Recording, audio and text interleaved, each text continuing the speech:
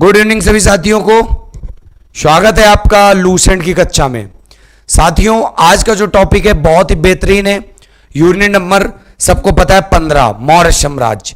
जैसा कि last time हम लोगों ने पढ़ा था अच्छे से कि जो हम लोग लास्ट टाइम पढ़ रहे थे वो पढ़े थे पूरा का पूरा मगध राज का उत्कर्ष एवं सिकंदर के बारे में, जिसमें हमने लास्ट टाइम बता ही दिया था कि जो मगध राज का उत्कर्ष है उसमें हर्यक वंश था। हर्यक वंश के बाद भाई साहब जो आपका वंश था अगला वो भी हमने बताया था। हर्यक वंश के बाद जो शिशुनाग वंश, उसके बाद नंद वंश, और नंद वंश के बाद जो अंतिम शासक थे घनानंद, उनके दरबार में एक प्रधानमंत्री रहते थे जिनका नाम था चाणक्य।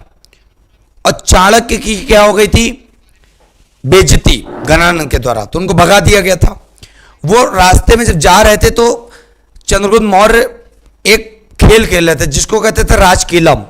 और वो खेल जब खेल रहे थे तो उसी में उन्होंने देखा कि ये बच्चा बहुत दूर तक जाएगा, उसको शिक्षा दीक्षा दी। बाद में अपना प्रतिशोध पूरा करने के लिए चाणक्य ने उसको घनानंद के खिलाफ लड़वा दिया, जिसके बाद घनानंद को हरा के चंद्रगुप्त मौर्य एक नए साम्राज्य की स्थापना करता जिसको कहते हैं मौर्य साम्राज्य। तो आज हम लोग बड़े अच्छे से मौर्य साम्राज्य के बारे में पढ़ते हैं अच्छे से। तो सभी बच्चों को फटाफट शेयर कर दो वीडियो, ज्यादा से ज्यादा बच्चे जुड़ जाएं, बहुत मजा आने वाला है। बहुत बढ़िया। हाँ, चुनचुन जी, विवेक, शिवम, सोहेल, आशा, किरण, सभी बच्चों को गुड इवनिंग। बहुत बढ़िया। शेयर लाइक बिल्कुल भी मत रोकिएगा क्योंकि आपका कर्तव्य है शेयर लाइक करना, ठीक है। चलो तो साथियों, अब हम लोग बात करते हैं मौर्य साम्राज्य की तरफ। तो मौर्य साम्राज्य की तरफ सबसे पहले हेडिंग लगा लेते हैं हम लोग, मौर्य साम्राज्य।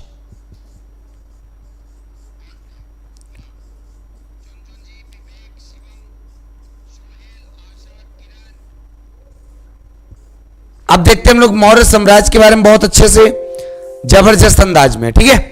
तो मौर्य साम्राज्य में आपको पता चल गया मौर्य साम्राज्य का संस्थापक किसे माना जाएगा।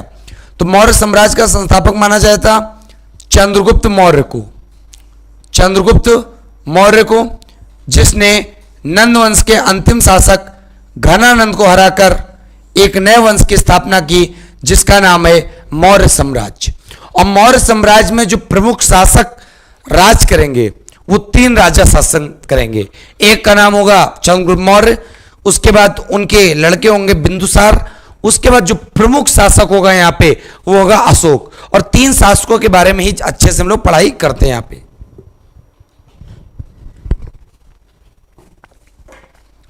बहुत बढ़िया। फटाफट वीडियो को सभी बच्चे शेयर कर देना, कोई भी वीडियो को रोकना मत, ठीक है। हाँ बिल्कुल बिल्कुल बेटा, पूरा पढ़ाएंगे, बिल्कुल परेशान मत हो। आज बहुत बड़ा टॉपिक चलने वाला है। सबसे पहला तो प्रश्न बनता है चंद्रगुप्त मौर्य जी का जन्म कब हुआ, जो पेपर में पूछा ही नहीं जाता। 345 बीसी, मतलब 345 ईसा पूर्व में चंद्रगुप्त मौर्य जी का जन्म होता है, जो मौर्य वंश के क्या थे? संस्थापक थे। अब जो मौर्य साम्राज्य के संस्थापक थे चंद्रगुप्त मौर्य, इनका जन्म हमें पता चल गया, आता भी है। अब यहां पे सबसे बड़ी बात क्या होती है चंद्रगुप्त मौर्य के बारे में। चंद्रगुप्त मौर्य के बारे में कई सारे नाम थे। इनको एक कहा गया क्या? Sandro quotes. Sandro quotes. और भाई साहब इनको सैंड्रो कोट्स, सबसे बड़ी बात, सैंड्रो कोट्स जो कहा चंद्रगुप्त मौर्य को, वो किसने कहा था? वो कहा था जस्टिन ने। किसने कहा था? चंद्रगुप्त मौर्य को सैंड्रो कोट्स कहा किसने? जस्टिन ने। अब भाई साहब जस्टिन ने चंद्रगुप्त मौर्य को सैंड्रो कोट्स कहा, ठीक। अब इसी बात, अब इनको चंद्रगुप्त मौर्य के रूप में चंद्रगुप्त मौर्य किसने कहा? तो याद रखिएगा, चंद्रगुप्त मौर्य को चंद्रगुप्त मौर्य किसने कहा? तो इसके रूप में इनकी पहचान किसने की? तो यह पहचान की विलियम जोन्स ने। विलियम जोन्स ने। विलियम जोन्स ने चंद्रगुप्त मौर्य को चंद्रगुप्त मौर्य कहा, एवं सैंड्रो कोट्स इनकी उपाधि थी जो जस्टिन ने चंद्रगुप्त मौर्य जी को दी थी, ठीक है। चलिए, हाँ सुनील जी, आप मेरी क्लास सभी अपने साथियों को दिखाते हैं, बहुत बहुत आपका धन्यवाद जो आप हमारे लिए इतना प्यार दर्शा रहे हैं। बिल्कुल। फिर उसके बाद आगे देखो बेटा, बहुत अच्छे समझना, चंद्रगुप्त मौर्य का जो शब्द है, इनका जो नाम है, उस नाम के लिए ब्रसल शब्द का भी प्रयोग हुआ है। चंद्रगुप्त मौर्य का जो नाम है वो ब्रसल शब्द के रूप में भी इनका प्रयोग हुआ है। और ब्रसल शब्द का मतलब क्या होता है वो भी सीखेंगे। मतलब ब्रसल शब्द का अर्थ क्या होता है। अब सबसे बात आती है कि ब्रसल शब्द का उल्लेख कहां पर मिलेगा हमें, ब्रसल शब्द का उल्लेख कहां मिलता है। तो याद रखिएगा, ब्रसल शब्द का जो उल्लेख मिलता है भाई साहब, वो मिलता है एक पुस्तक है जिसको कहते हैं मुद्रा राक्षस। मुद्रा राक्षस। तो ब्रसल शब्द चंद्रगुप्त मौर्य के बारे में कहा गया है किस पुस्तक में, मुद्रा राक्षस में। अब बात आती है कि जो मुद्रा राक्षस है उसके लेखक कौन है। तो उसके लेखक भी आप सबको पता होना चाहिए। उसके लेखक है विशाख दत्त। विशाख दत्त मुद्रा राक्षस के लेखक हैं। और विशाख दत्त ने अपनी पुस्तक मुद्रा राक्षस में चंद्रगुप्त मौर्य को क्या शब्द प्रयोग किया है, ब्रसल शब्द प्रयोग किया है। और ब्रसल शब्द का पेपर में कई बार प्रश्न पूछा गया है कि ब्रसल शब्द को क्या कहते हैं। तो याद रखिएगा, ब्रसल शब्द का अर्थ होता है निम्न कुल में उत्पन्न। कहने का मतलब है नीचे वंश में क्या, जन्म लेना। तो निम्न कुल में उत्पन्न ब्रसल शब्द यूज किया गया चंद्रगुप्त मौर्य के बारे में।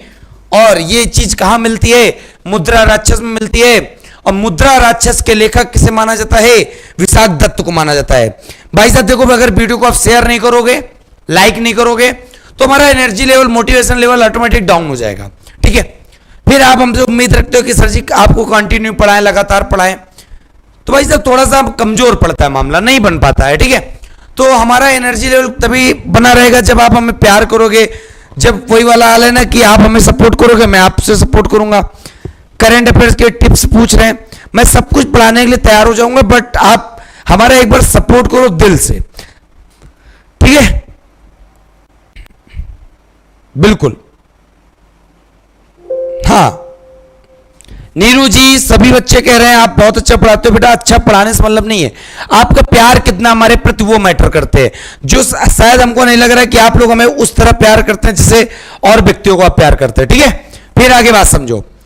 चंद्रगुप्त मौर्य के दरबार में जो प्रधानमंत्री हुआ करते थे, पीएम हुआ करते थे, पेपर में रट लो, तो इनके दरबार में जो प्रधानमंत्री के रूप में या पीएम के रूप में थे, उनका नाम था चाणक्य।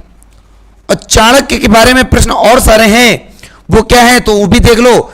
चाणक्य को हम लोग कौटिल्य के नाम से भी जानते हैं, और चाणक्य को हम लोग विष्णुगुप्त भी कहते हैं, विष्णुगुप्त भी कहते हैं।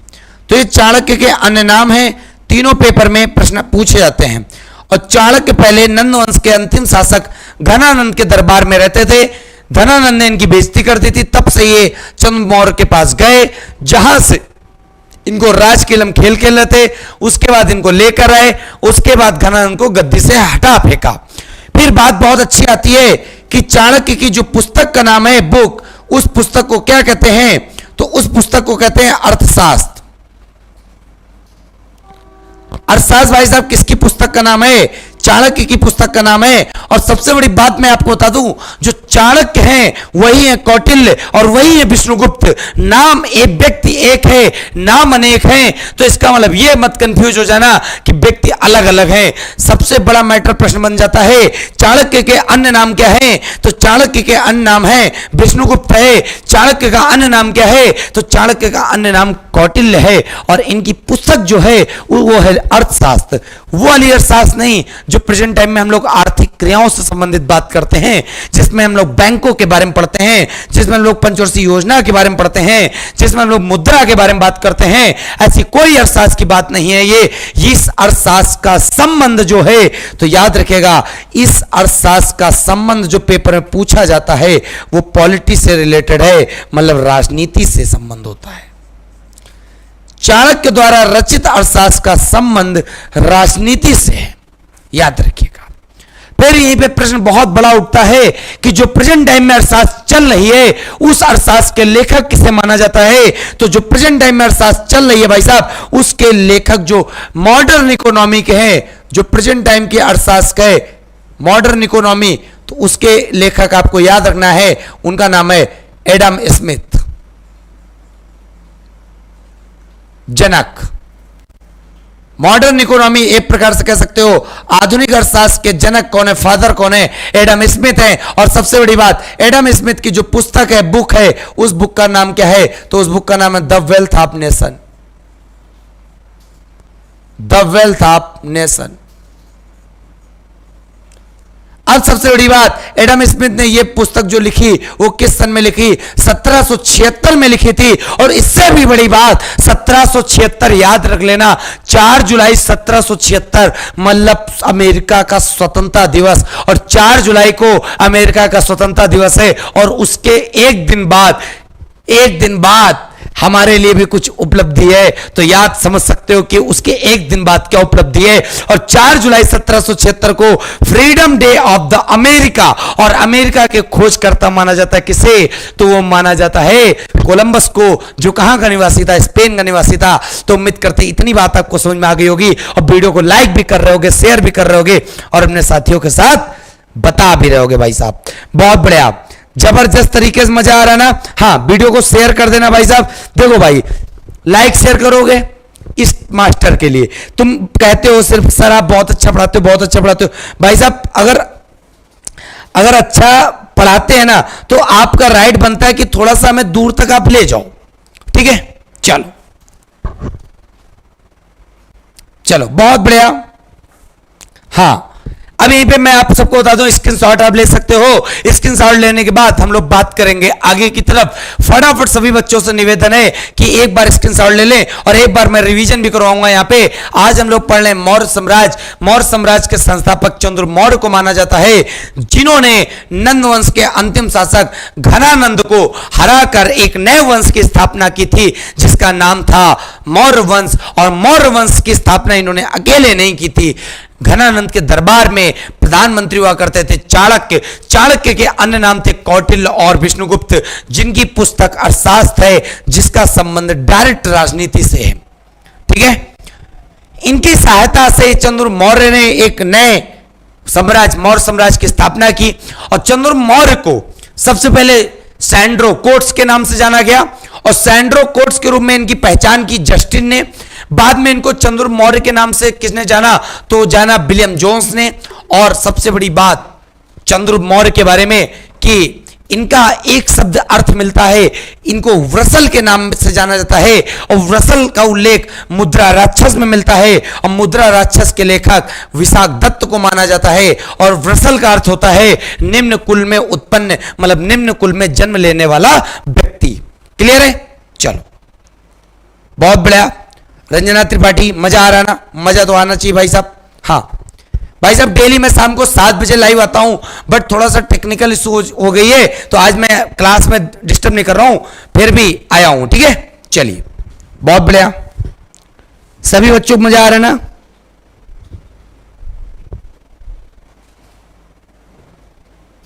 अच्छा एक सेकंड,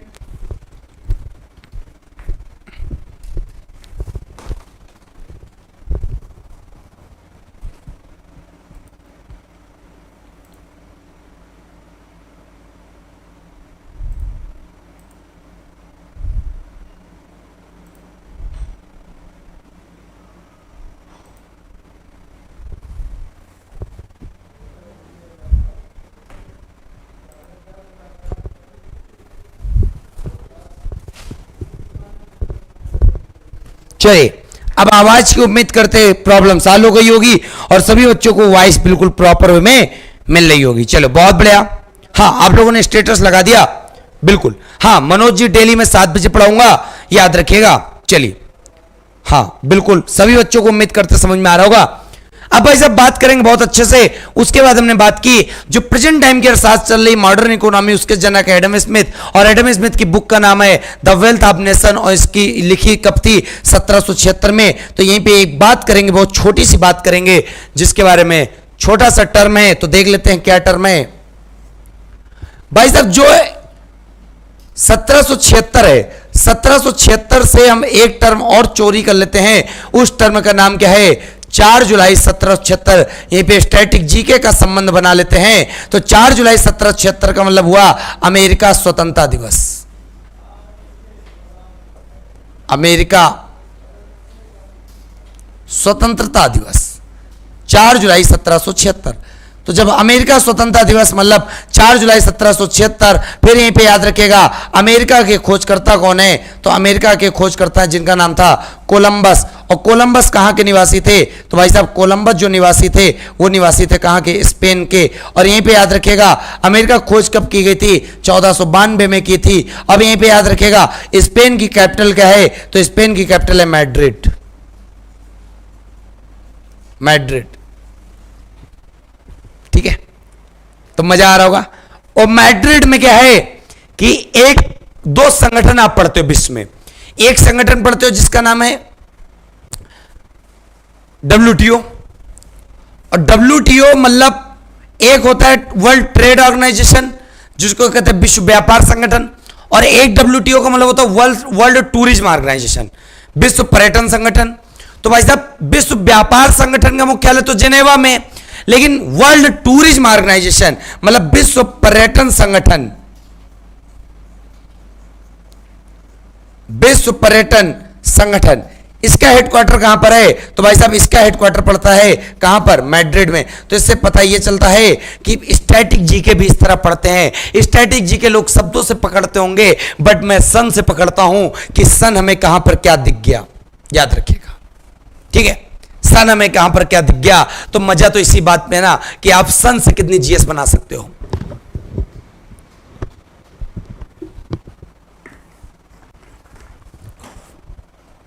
चलिए बहुत बढ़िया, उम्मीद करते होंगे विवेक जी, एसएस लर्निंग एकेडमी, परियार सलील सिंह, मोहिनी विश्वकर्मा, तुषा खान दुराना, परियार सलील सिंह, आदित्य प्रकाश, बहुत बढ़िया आप लोगों ने स्टेटस लगा दिया, बहुत बहुत धन्यवाद जो आप हमें इतना प्यार कर रहे हैं। चलिए एक बार वीडियो को हम भी शेयर कर देते हैं, आप भी शेयर कर दो फटाक से, ज्यादा लोग जुड़ जाएं, सभी लोग देखो ज्यादा जुड़ेंगे भाई तभी मजा आएगा। हमें नहीं लगता इतना अच्छा कंटेंट आपको मैं इतने कम लोगों में दूं, मजा नहीं आ रहा है। कम से कम ज्यादा लोग हो भाई साहब तभी मजा आएगा, नहीं तो आनंद बिल्कुल बेकार है भाई साहब, ठीक है। चाहे जितना अच्छा पढ़ाऊं मैं, आप लोग अगर सपोर्ट नहीं करोगे भाई साहब बिल्कुल भी ये मान लीजिए बिल्कुल निरर्थक है हमारा पढ़ाना। चलिए बहुत बढ़िया आप लोग,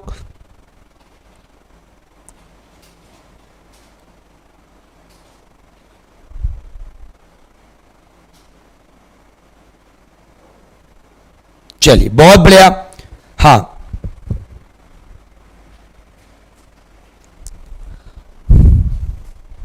रंजना जी कह रही you are best teacher awesome sir. बेटा मैं नहीं मानता हूं कि बेस्ट हूं, बेस्ट होता तो यहां पे बच्चों की बिल्कुल कतार लग गई होती, बट यहां पर तो कुछ नहीं दिख रहा है। क्यों? क्योंकि अभी कुछ ना कुछ कमी होगी, ठीक है, और आप लोग प्यार कर ही नहीं रहे हो। जिस हिसाब से मैं रिस्पॉन्स चाहता हूं वो रिस्पॉन्स मुझे मिल ही नहीं रहा है। चलिए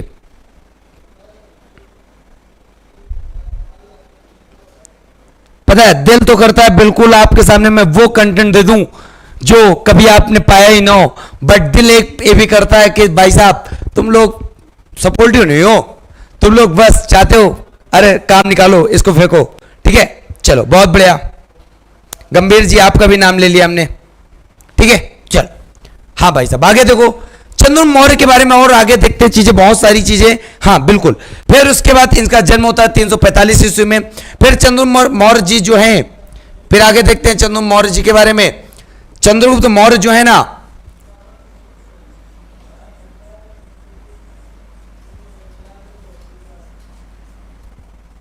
ये मगध की गद्दी पर कब बैठते हैं, तो याद रखिएगा मगध की गद्दी पर ये बैठते हैं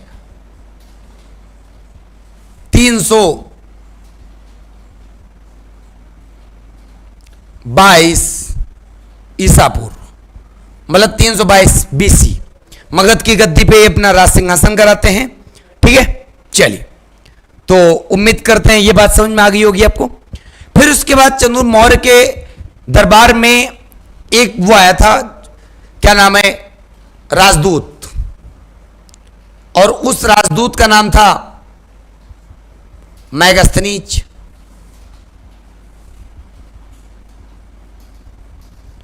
तो पेपर में कई बार आता है मैगस्थनीज किसके दरबार में आया, तो मैगस्थनीज भाई साहब चंद्रगुप्त मौर्य के दरबार में आया था। मैगस्थनीज की क्या क्वालिटी थी, तो मैगस्थनीज ने एक बुक लिखी थी जिसमें बहुत ही अच्छी वो बुक फेमस है, पेपर में आती है, उस बुक का नाम था इंडिका। अब बात आती है कि मेगास्थनीज राजदूत था, तो भाई साहब किसका राजदूत था? तो याद रखिएगा किसका राजदूत था, वो था सेलुकस निकेटर का। Seleucus Nicator. और सेलुकस निकेटर किसका सेनापति था? तो आपको पता है सिकंदर महान का सेनापति कौन था? तो सिकंदर महान का सेनापति था सेलुकस निकेटर, और सेलुकस निकेटर का राजदूत था जिसका नाम है मेगास्थनीज। क्लियर है? तो उम्मीद करते हैं इतनी बात आपको समझ में आ गई होगी। और मेगास्थनीज की पुस्तक का नाम था जिसको कहते हैं इंडिका। तो इतनी बात उम्मीद करते हैं बिल्कुल अच्छे से दिल से समझ में आ रही होगी, एक एक चीज बिल्कुल दिमाग में छप रही होगी। बिल्कुल, हाँ बिल्कुल। फिर यहीं पे बेटा बहुत अच्छा प्रश्न है, बिल्कुल आपने बहुत अच्छा किया। सेलुकस निकेटर और चंद्रगुप्त मौर्य के बीच में युद्ध हुआ था, और उस युद्ध का वर्णन किया था एपियानस ने। किसने किया था? एपियानस ने, जिसमें सेलुकस निकेटर हार गया था। और सेलुकस निकेटर जब हार गया तो सेलुकस निकेटर की जो पुत्री थी, सेलुकस निकेटर की पुत्री थी जिसका नाम था कार्नेलिया।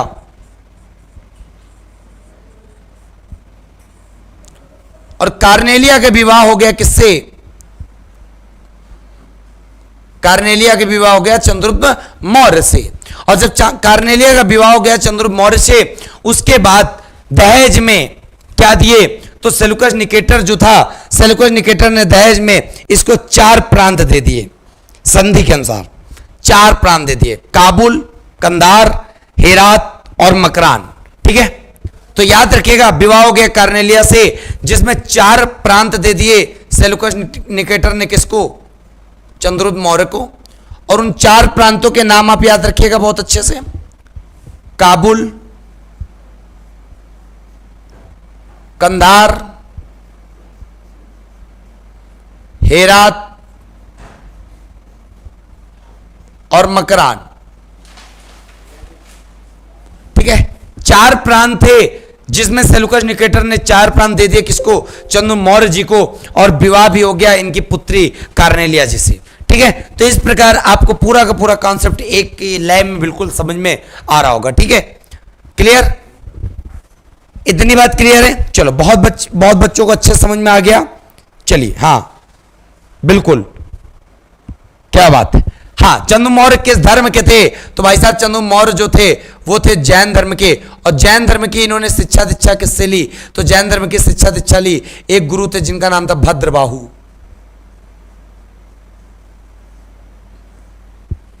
भद्रबाहु जैन गुरु थे जिससे शिक्षा दीक्षा किसने ली थी? चंद्रगुप्त मौर्य ने। ठीक है, याद रखिएगा, ये भी प्रश्न बहुत अच्छा आता है। फिर चंद्रगुप्त मौर्य जी के दरबार में मेगास्थनीज आए थे और जिन्होंने इंडिका पुस्तक लिखी थी। और इंडिका में इन्होंने बताया सम्राट जब जनता के सामने जाते थे तो उस समय बिल्कुल अवसर के रूप में उत्सव मनाया जाता था, जिसमें राजा जो होते थे पालकी में जाते थे। ठीक है, और महिलाएं हथियार लिए चारों तरफ से उसको तैनात रखती थी। और इसमें इन्होंने वहां बारे में भी बताया मेगास्थनीज ने अपनी पुस्तक इंडिका में कि यहां पे बताया जब खाना खाते थे राजा तो उसके पहले 1-2 नौकर चाकर पहले खा के चखते थे कि उसमें किसी ने जहर तो नहीं मिला दिया। तो मतलब बहुत ही ज्यादा सेफ्टी थी, बहुत अच्छा एक प्रकार से शासन चल रहा था चंद्रगुप्त मौर्य के दरबार में। तो इस प्रकार जो चंद्रगुप्त मौर्य के दरबार में शासन चला था, ये प्रश्न कई बार पूछे जाते हैं। फिर उसी प्रकार चंद्रगुप्त मौर्य आगे बढ़े तो समय बीतता गया। चंद्रगुप्त मौर्य जी का जब समय बीता तो एक सन आया 298 ईस्वी। और 298 ईस्वी में एक स्थान था जिसका नाम था श्रवण बेलगोला। और श्रवण बेलगोला जो पड़ता है ये पड़ता है कर्नाटका में। और सबसे बड़ी बात, कर्नाटका में श्रवण बेलगोला पड़ता है जहां पर 298 ईस्वी में इनकी क्या हो जाती है? मृत्यु। और जब मृत्यु हो जाती है और ये जो अपने प्राण त्यागते हैं ना, वो त्यागते हैं संलेखना विधि से। अपने जो प्राण त्यागते हैं चंद्रगुप्त मौर्य जी, वो कैसे त्यागते हैं? संलेखना पद्धति के माध्यम से। और संलेखना पद्धति आपको पता होना चाहिए, भूख प्यास से जब प्राण को त्याग दो उसको कहते हैं क्या? संलेखना पद्धति। ठीक है, तो उम्मीद करते हैं इतनी बात आपको समझ में आ गई होगी और चंद्र मौर्य के बारे में पूरा पूरा समझ में आ गया होगा। और चंद्र मौर्य ही मौर्य साम्राज्य जो था बसाया था, उसके संस्थापक थे, इसीलिए मौर्य साम्राज्य के काल को कहते हैं पहला अखिल भारतीय साम्राज्य, पहला अखिल भारतीय साम्राज्य। ठीक है, चलिए जल्दी से स्क्रीनशॉट ले लो फटाफट, सभी बच्चे स्क्रीनशॉट ले लो।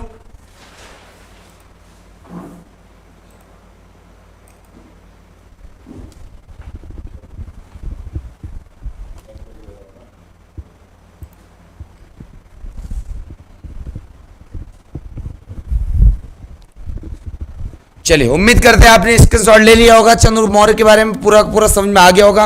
अब बात करेंगे हम लोग, हाँ सोनेन जी कह रहे हैं आप लगातार पढ़ाते रहिए। भाई साहब देखो, पढ़ाने में मजा तभी आएगा जब संख्या बढ़ेगी, ठीक है, इस तरह मजा वजा नहीं आएगा, बिल्कुल बात जो रियलिटी है। तुम कहते हो टीचर कहता नहीं है टीचर, बट मैं रियलिटी कहता हूं कि अगर आप ये मान लो कि अगर आपको लगता होगा कि मैं अगर लगातार पढ़ाऊंगा तो लगातार आप ये भी मान लीजिए कम से कम आपको पूरा सपोर्ट हमें करना होगा, और जब तक आप सपोर्ट नहीं करोगे तब तक मजा बिल्कुल नहीं आएगा भाई साहब।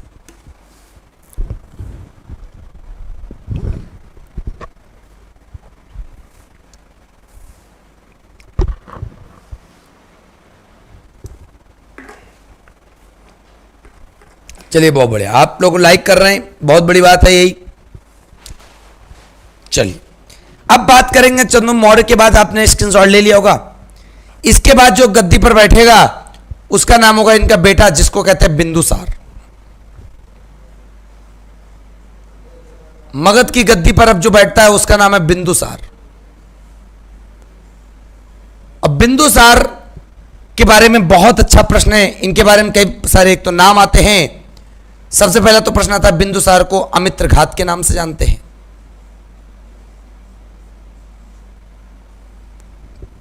बिंदुसार जो गद्दी पर बैठे वो 298 बीसी में चंद्र मौर्य की मृत्यु हुई थी, और गद्दी पर ये जो बैठे तो 298 बीसी ही था।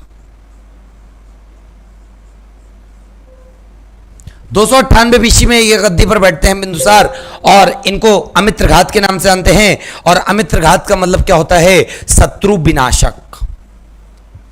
इसका अर्थ क्या होता है भाई साहब? इसका अर्थ होता है शत्रु विनाशक।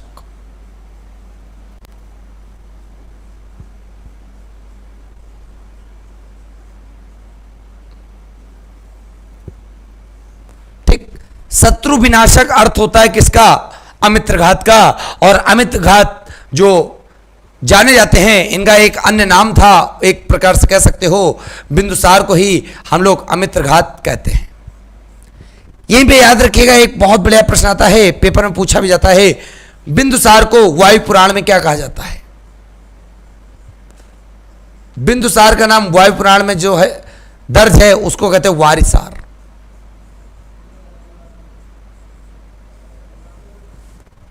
वारिसार बिंदुसार को कहा जाता है, किस में कहा जाता है? यह कहा जाता है वायु पुराण में कहा गया है, याद रखिएगा। ठीक है, बिंदुसार को जैन ग्रंथों में सिंहसेन के नाम से भी जानते हैं। बिंदुसार को जैन ग्रंथों में जैन ग्रंथ में किस नाम से जानते हैं? तो याद रखिएगा सिंहसेन के नाम से। सिंहसेन के नाम से जाना जाता है किसको? बिंदुसार को। कहां पर जाना जाता है? तो याद रखिएगा वो जाना जाता है जैन ग्रंथों में। तो उम्मीद करते हैं इतनी बात आपको समझ में आ गई होगी। ठीक है, चलिए। नहीं सिप्रा जी, मैं अपनी पेड क्लास में लूसेंट नहीं पढ़ा रहा हूं। मेरी पेड क्लासेस जो हैं वो त्रिशूल बैच के नाम से, और वो जो एप्लीकेशन है वो आप याद रखिएगा, मेरा जो एप्लीकेशन है उसका नाम है स्टडी पाई। और स्टडी पाई पे जो मैं जीएस पढ़ा रहा हूं वो पढ़ा रहा हूं एक स्टैंडर्ड लेवल के जीएस, जिसमें मैं आपको पॉलिटी, ज्योग्राफी और स्टैटिक जीके का ऐसा कलेक्शन मिलेगा ना जो सारे पेपर में फंसेगा 100%। जो बच्चा अगर हमसे नहीं पढ़ रहा तो एक बार ये मान लो अगर वो पढ़ना चाहते हैं पढ़ ले, तो विश्वास मानो कि दोबारा उसको जीएस कहीं भी पढ़ने की आवश्यकता नहीं पड़ेगी, इतना याद रखिएगा। तो सभी बच्चों को मैं बताना चाहता हूं कि मेरा एक त्रिशूल बैच चल रहा है जीएस स्पेशल स्टडी पाई एप्लीकेशन पे। तो सभी बच्चे स्टडी पाई डाउनलोड कर ले, वहां पे जाके पढ़ सकते हैं। अगर जिनको पढ़ना हो, कोई जबरदस्ती नहीं भाई साहब, अपनी केवल एक राय है, बहुत ही नॉमिनल फीस पे मैं वहां पे सारे सब्जेक्ट पढ़ा रहा हूं जीएस के। ठीक है, चलो फिर बात करते हैं बिल्कुल गणेश मीना। चलिए चलिए, बहुत बढ़िया।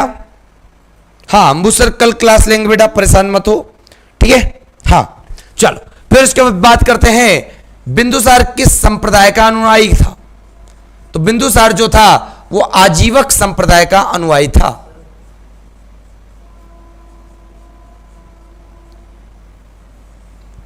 आजीवक संप्रदाय का अनुयायी था। और आपको दिख भी रहा होगा त्रिशूल बैच आपकी स्क्रीन पे आ गया है। ठीक है, यहां पे आप जाके स्टडी पाई एप्लीकेशन को डाउनलोड कर लो, करें नौकरी की, आप करें सरकारी नौकरी की पक्की तैयारी। ठीक है, अगर आप जीएस घर पे बैठे ही पढ़ना चाहते हैं और ये मान लो एक बार पढ़ के देखोगे तो ऑफलाइन ऑफलाइन सारे बैच बेकार हैं भाई साहब। ऑफलाइन ऑफलाइन कोई बैच या मान लो मैटर नहीं करता। एक बार आप हमसे जीएस अगर पढ़ रहे हो तो आप जाके एक बार केवल हमारी क्लासेस देख लेना, आपको खुद पता चल जाएगा कि लूसेंट का लेवल जो है, लूसेंट तो हम लेवल के हिसाब से पढ़ ही रहे हैं, बट इससे भी एक लेवल जो जीएस का मैच करता है, जो पेपर में प्रश्न पूछता है, तो वहां से आप बिल्कुल मजा आ जाएगा, आपको फोड़ दोगे, आग लगा दोगे। ठीक है, तो जिनको भी अगर लगता हो कि वहां चले जा सकते हैं तो जाना चाहिए। बाकी बहुत ही नॉमिनल फीस है, जिसको कोई डाउट हो तो वहां पे डाउट अपने क्लियर करने के लिए मैं इतना कहना चाहता हूं कि वहां पे जो कॉलिंग नंबर दी गई उस पर आप कॉल करके पूछ सकते हो। ठीक है, चलो बहुत बढ़िया। हाँ, कोर्स की फीस क्या है? मात्र 1499, केवल 1499 है, जिसमें राघव सर के द्वारा पूरी जीएस आपको बहुत ही जबरदस्त अंदाज में पढ़ने को मिल जाएगी। इंजीनियर साहब कह रहे हैं फीस कम कर दो, 999 कर दो।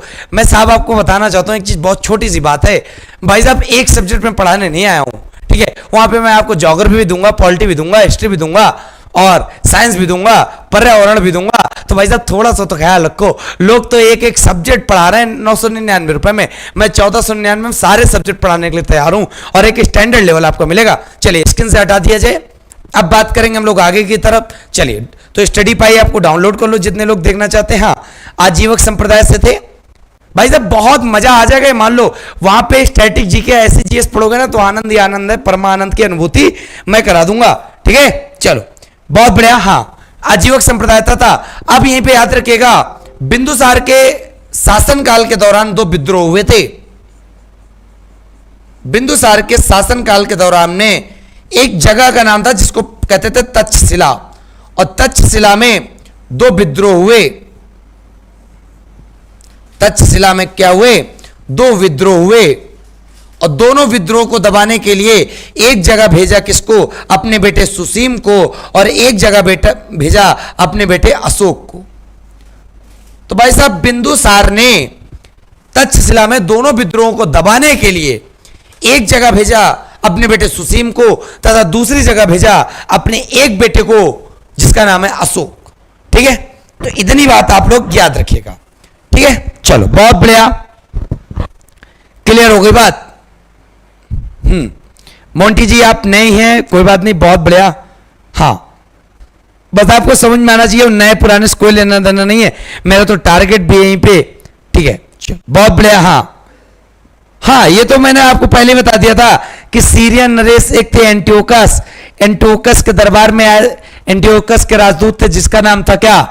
डायमेकस। एक थे सीरिया के नरेश, सीरिया के नरेश मतलब सीरिया के राजा जिनका नाम था एंटियोकस,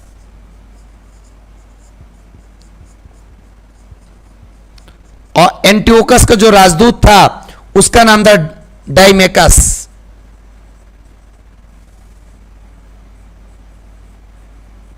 एंटियोकस का जो राजदूत था उसका नाम था डायमेकस, और डायमेकस जो है किसके दरबार में आया था? वो बिंदुसार के दरबार में ही आया था। तो इस प्रकार बिंदुसार के बारे में पूरा का पूरा प्रश्न क्लियर हो गया। ठीक है, चलो।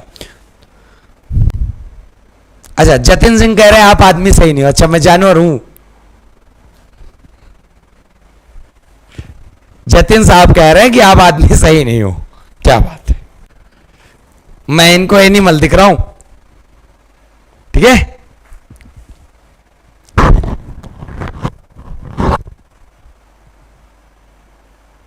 बिल्कुल इस प्रकार पूरा का पूरा पता चल गया आपको।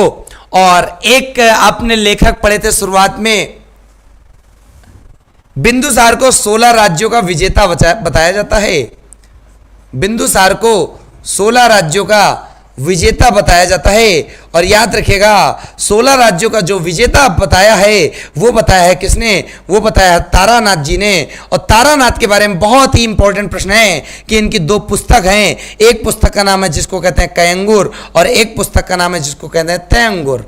तो कयंगुर तथा तयंगुर दो पुस्तकें हैं, किसके द्वारा रचित हैं? वो तारानाथ जी के द्वारा रचित हैं। और इन पुस्तकों में बिंदुसार को तारानाथ ने बताया 16 राज्यों का विजेता। क्लियर? क्लियर? अनुज जी ऑफर करिए 999। भाई साहब मूली प्याज तो है नहीं कि आप सब्जी कम करा लो, ठीक है। इसमें ये मान आपको क्या लगता है कि 1499 पूरी जीएस का मैं आपको पूरा पूरा क्या दे रहा हूं? पैकेज दे रहा हूं, ठीक है। नॉर्मल जीएस नहीं है। आप एक बार जीएस पढ़ो, क्वालिटी देखना, तब आप बताना मुझसे, ठीक है। बहुत ही सस्ता है, पूरा का पूरा मैं बताता हूं। आपको लगता है वही है ना कि एक्सपेंसेस केवल कवर करने के लिए फीस है, बाकी ये नहीं कि फीस मैं आपसे कवर करके महल बना लूंगा, इतना याद रखिएगा। चलो बहुत बढ़िया। अच्छा राजू जी कह रहे हैं सर हम अपने गर्लफ्रेंड को भी देखने के लिए बोल दिए हैं तो वो आपका रोज वीडियो देखती है। बहुत बढ़िया। तो आपकी जितनी गर्लफ्रेंड हो सबको बोल दो बेटा राजू, जितनी गर्लफ्रेंड हो कम से कम आपकी गर्लफ्रेंड से यहाँ पे भीड़ बढ़ जाएगी, ठीक है। और गर्लफ्रेंड से बोल दो, उनके जितने बॉयफ्रेंड हो उनको बोल दो, ठीक है। चलो अच्छा मैं लड़ाई लगा रहा हूं, चलो कोई बात नहीं। आप लोग ऐसी बातें कर रहे हो, अरे भाई साहब माँ का नाम लेते, पिताजी का नाम लेते, भाई का नाम लेते, बहन का नाम लेते, बट यहाँ पर दोस्त का नाम लेते, बट यहाँ पे तुम तो सीधा सीधा गर्लफ्रेंड का नाम ले रहे हो। कोई बात नहीं।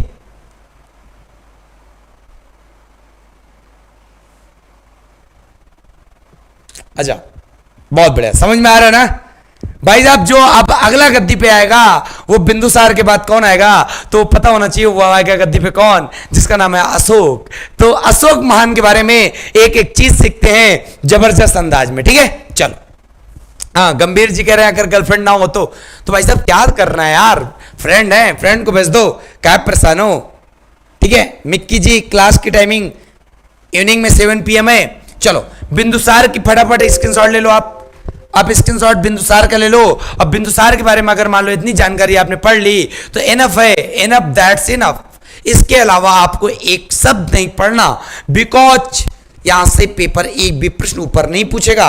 बस एक बात मैं कहना चाहता हूं, जो बच्चे भी लाइक नहीं किए वीडियो को लाइक कर देना और वीडियो को शेयर कर दो। अरे भाई साहब 10-10 लोगों को सिर्फ जोड़ो, कितने लोगों को? अगर 10-10 लोगों को सिर्फ जोड़ दो ना तो आतंक आ जाएगा। लेकिन तुम 10-10 लोगों को जोड़ना ही नहीं चाहते हो क्योंकि तुमको लगता है राघव सर फेमस हो जाएंगे। इस बात का तुम्हें डर सता रहा है कि राघव सर फेमस हो जाएंगे। भाई साहब फेमस हूं चाहे ना हूं, लेकिन जितने बच्चे मुझसे पढ़ेंगे वो बच्चे सफल जरूर हो जाएंगे, ये मेरा आपसे वादा है, याद करके रख लेना, ठीक है। चलो बहुत बढ़िया।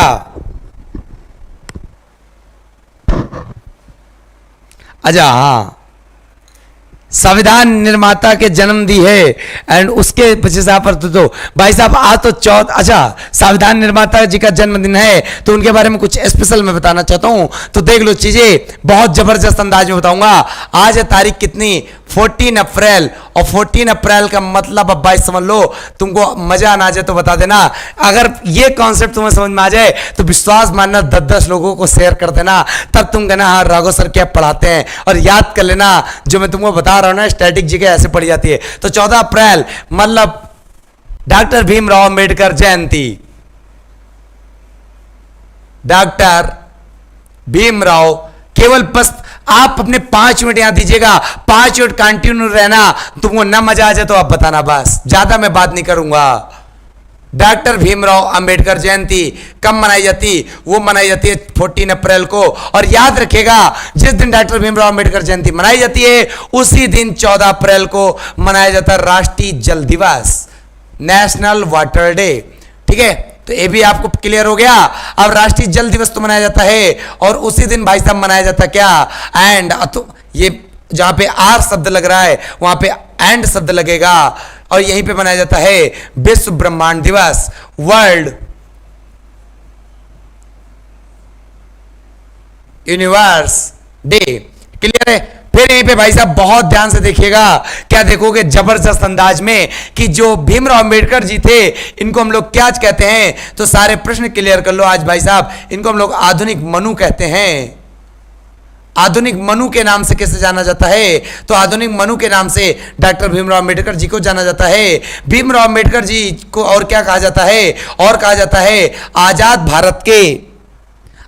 भारत के संविधान निर्माता किसे कहते हैं, तो भाई साहब आजाद भारत के संविधान निर्माता कहते हैं किसको, डॉक्टर भीमराव अंबेडकर जी को आजाद भारत के संविधान निर्माता किसे कहा जाता है, तो आजाद भारत के संविधान निर्माता कहते हैं भीमराव अंबेडकर जी को। फिर यहीं पे प्रश्न याद रखिएगा भीमराव अंबेडकर जी के बारे में, एक आर्टिकल है जिसको कहते हैं आर्टिकल 32, और आर्टिकल 32 जिसको कहते हैं क्या, संवैधानिक उपचारों का अधिकार, संवैधानिक उपचारों का अधिकार। और जो संवैधानिक उपचारों का अधिकार है जिसको हम लोग इंग्लिश में बोलते हैं राइट टू कॉन्स्टिट्यूशनल रेमेडीज, तो याद रखिएगा संवैधानिक उपचारों का अधिकार के बारे में जो बात चल रही है उसको संविधान की आत्मा एवं हृदय किसने कहा, तो ये भी प्रश्न तुम्हारे दिमाग में छप गया होगा कि संवैधानिक उपचारों के अधिकार को या आर्टिकल 32 को संविधान की आत्मा एवं हृदय किसने कहा, तो वो कहा डॉक्टर भीमराव अंबेडकर जी ने ही कहा। संविधान की आत्मा एवं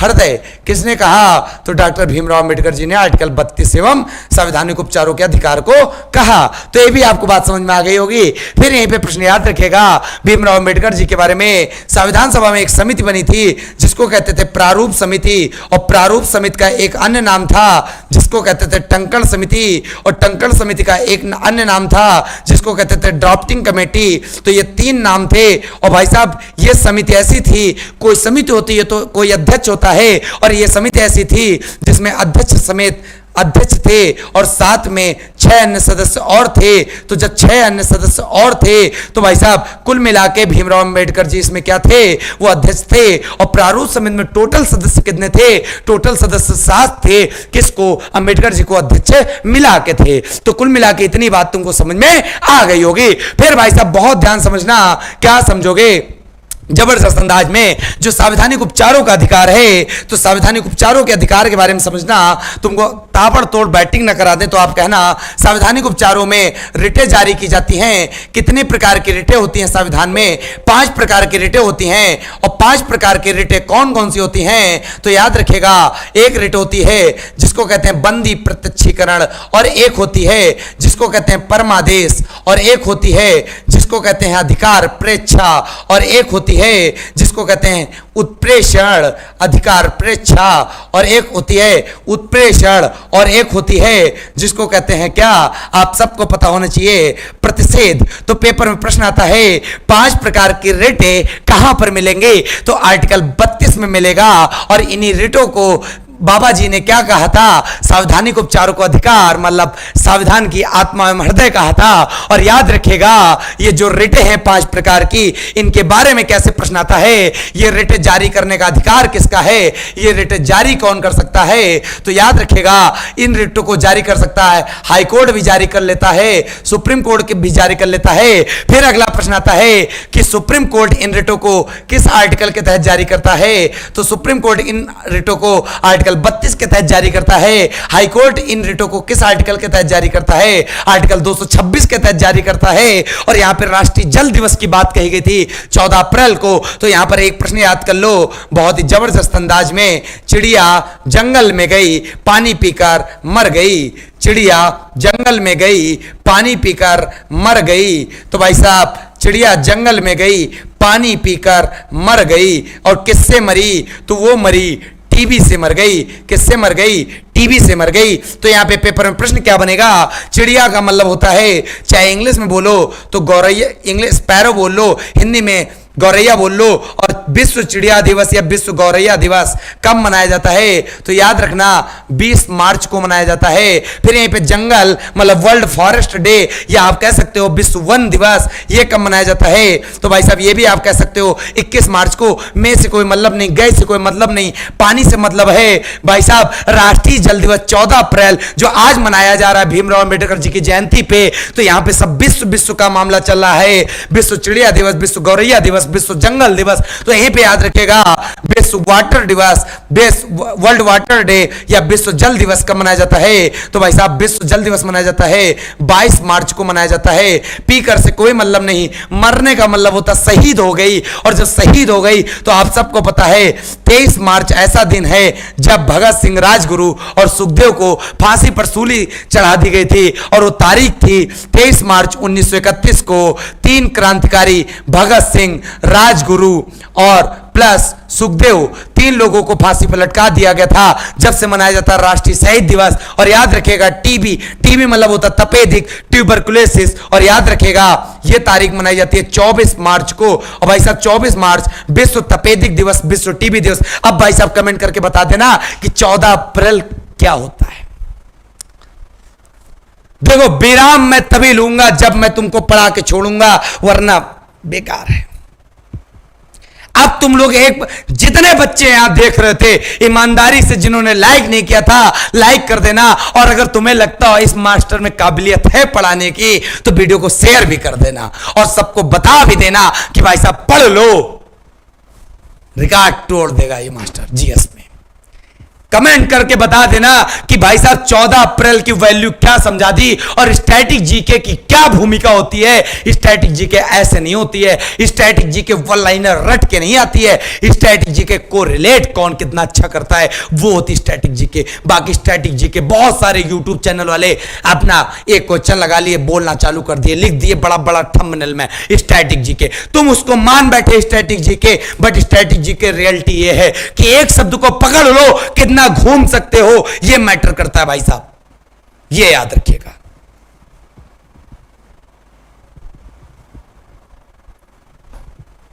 भाई साहब दिल से अगर कमेंट करके बताना, अगर दिल से, और दिल से अगर तुम एक कमेंट भी नहीं कर सकते हो ना, लानत है तुम पे। तुम हमारे स्टूडेंट हो, तुम्हारे लिए समझ लो ये तुमको लग रहा होगा सिर्फ बोर्ड भरा है, बस इस बोर्ड में एक प्रश्न तुम्हारा पेपर में छपा है, याद रखिएगा।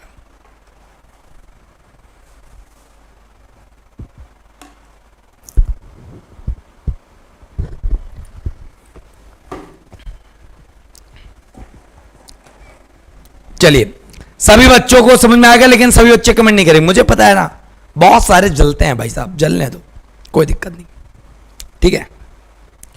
चलो तुम स्क्रीन शॉट ले लो भाई साहब, जलने दो, जिसको जलना जलने दो।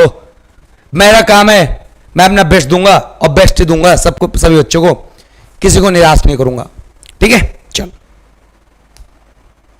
पूजा मिलन, मजा आ गया, बहुत बढ़िया। निहाल पांडे, दीपक, मिक्की बर्नवाल, बिल्कुल। चलिए वंदना झा, हाँ क्लास का टाइम श्याम जी शाम को 7 बजे है भाई साहब, याद रखिएगा। चलिए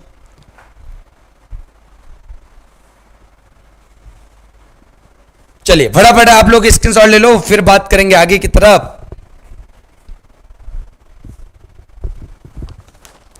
फटाफट सभी बच्चे स्क्रीनशॉट लो, जल्दी जल्दी।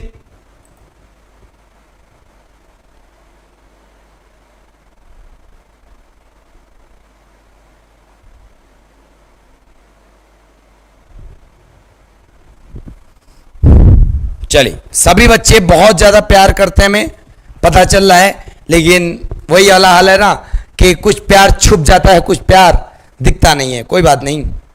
अच्छा दीपांशु जी, दिल को छू लिया हमने।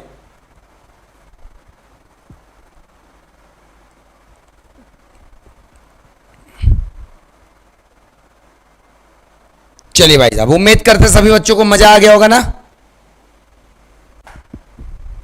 चलो तो भाई साहब ये तुमको बताना चाहते थे, जैसे कि आपको मैं बता रहा था त्रिशूल बैच का मतलब ऐसे ही त्रिशूल नाम नहीं पड़ गया, त्रिशूल की तरह वार भी होगा, जीएस पूरी समाप्त होगी। स्टैटिक जीके जब वहां आप हमसे पढ़ोगे ना तो आप याद करोगे एक बार। हाँ जीएस जीवन में एक बार सीखी जाती है, 100 बार नहीं भाई साहब, बार बार वही चीजें, बार बार वही चीजें, क्या पढ़ने का वजूद है। चीजों को आप एक बार पढ़ो अच्छे से, ठीक है।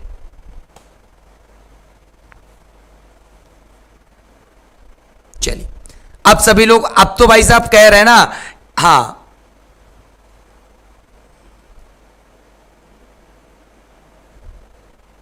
बिल्कुल डेली क्लास कराएंगे, बिल्कुल परेशान ना हो। चलो, अब सभी बच्चों से मैं कहना चाहता हूं कि सभी बच्चों ने शेयर भी कर दिया, लाइक भी कर दिया, इसका स्क्रीनशॉट भी हो गया, तो उम्मीद करता समझ में आ गया होगा। अब जो अगला टॉपिक हम लोग बढ़ेंगे वो बढ़ेंगे अशोक की तरफ। तो अशोक की तरफ कूच करने से मैं चाहता हूं कि अशोक की तरफ कूच किया जाए कल, क्योंकि आज टाइम हो चुका है। क्यों बेटा?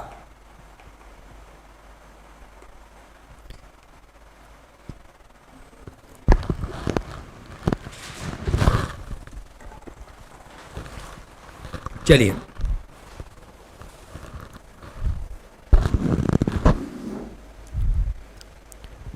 बहुत बढ़िया अंकित जी, सभी लोगों को शेयर कर रहे हो। हमें उम्मीद है कि आप लोग एक दिन हमको बहुत दूर तक ले जाओगे, 100% श्योर है। बस आपका प्यार ही इनफ है, और उससे ज्यादा मुझे क्या चाहिए यार। कोई प्रॉपर्टी मैं आपसे लिखा नहीं लूंगा, और ना मुझे प्रॉपर्टी चाहिए। ठीक है, चलो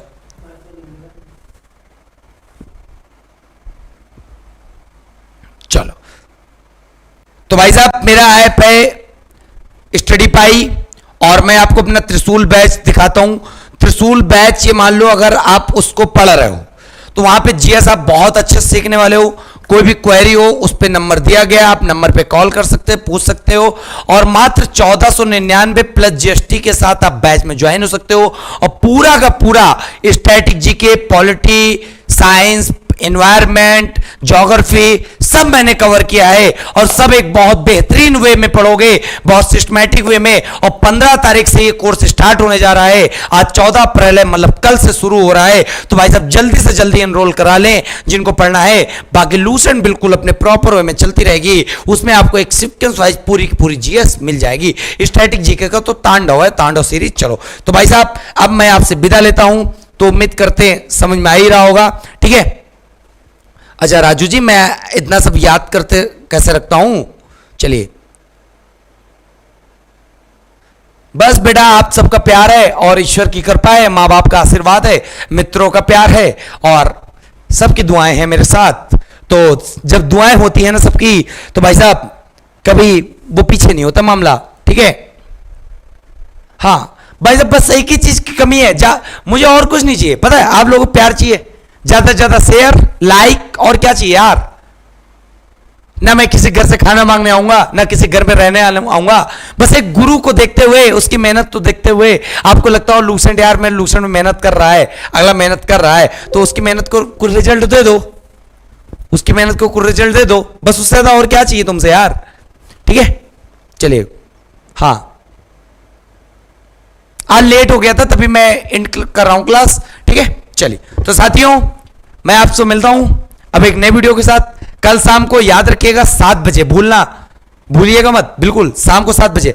आज टोटल हमारे 10 लेक्चर कंप्लीट हो गए, और मौर्य साम्राज्य में कल हम लोग पढ़ेंगे क्या? अशोक से स्टार्ट करेंगे। ठीक है, तो साथियों फटाफट, बिल्कुल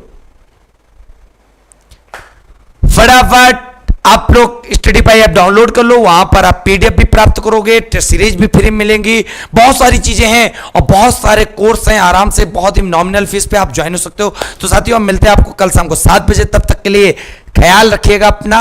good night, sweet dream, take care. जय हिंद, जय भारत, वंदे मातरम।